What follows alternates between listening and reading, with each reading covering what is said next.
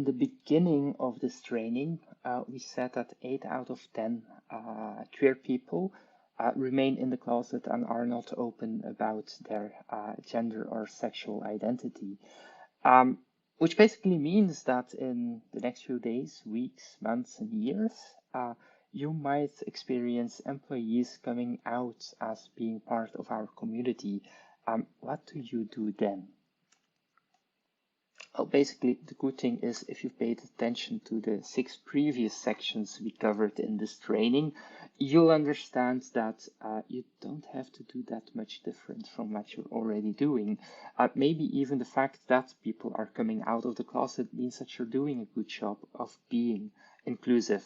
But the first general rule, when a person says to me, "Hey, Izzy, I gotta tell you something, I'm gay," is I say, "Mazel tov." Or congratulations or anything like that, because it's actually a joyous occasion. Not because it's better being queer than being straight or cis, but simply because it is a beautiful thing when somebody is daring enough to say, "This is who I am, this is the person I want to be and I aspire to be."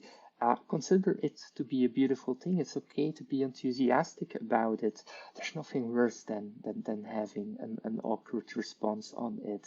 So just be cheerful, be enthusiastic, and be positive about it. It will validate your queer employees a lot, actually. Secondly, when you've passed the enthusiasm, there comes the practical phase, especially for trans people. Follow the pace of your employee. Me personally, I decided to really face my coming out. Like first I told my boss. When my boss was aware, I told my investor. When my investor was aware, I told my close colleagues, and then we started to talk about towards the customers and stuff. I personally needed that. Today I am completely open about both my sexual identity and my gender identity, and hell, here I am doing this video. But the road to being open was a very bumpy and tricky one for me. So it's best that if someone does their coming out and takes you in, how do you say,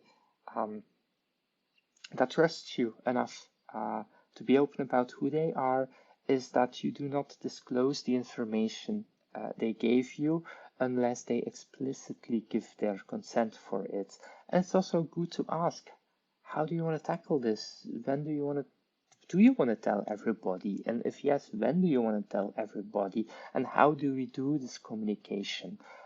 For gay and lesbian people, it might not be that important to actually inform everybody, but for a trans person, the coming out and the transition will be very visible, and every communication you do about it, just talk it through with your trans employee.